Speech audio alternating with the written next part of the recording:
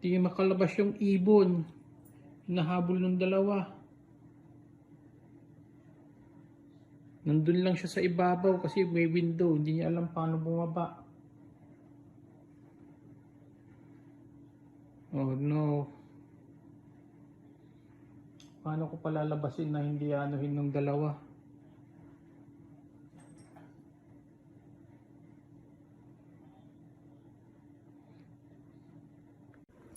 Basic it on my forensic investigation. Feathers are here. So maybe they were grabbing the bird and then it got away. It could still fly and now it's there. And now it can't go down. It doesn't know its way out. All the windows are glass. It doesn't know its way out. And these two are just waiting to pounce. I don't know how to get the bird out.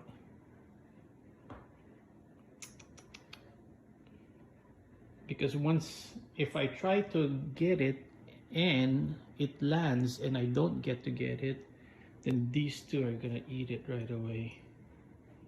Oh my God. I think there's a cut already somewhere by the neck. Oh no. Reluctantly, nakakulong yung dalawang cats. Ayaw magpakulong ni Arugi, tumatakbo ka agad palabas. Pero nakulong ko siya sa room. But how do I let the bird out now? Who let the birds out? Birdie, are you willing to come with me in my hand? If not, let's see. Okay, let's see how I could do this.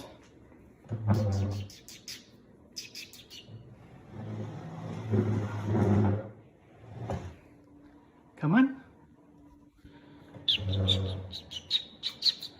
That's my bird communication.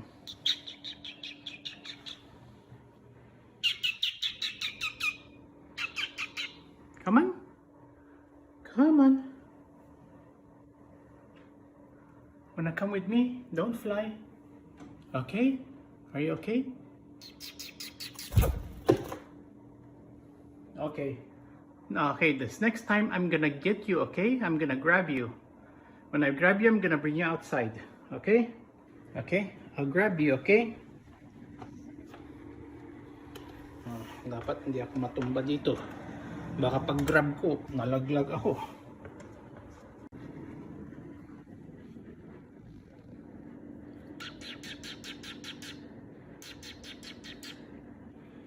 Kukunin kita bigla, ha? Walang tatakbo, kunin kita bigla. Okay? Are you okay? Okay? I'll get you suddenly, okay? Are you ready? Matalas ba yung tuka nito? Ha? Come on. Walang daan yan kasi window lahat yan. Window. Okay. I got the bird. It's a red head. Something. So let's let it out.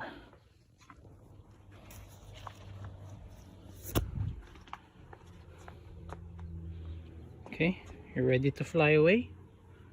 Okay, go! Bye! And the disappointed cats. She's gone. I'm sorry. Bird is gone. Okay?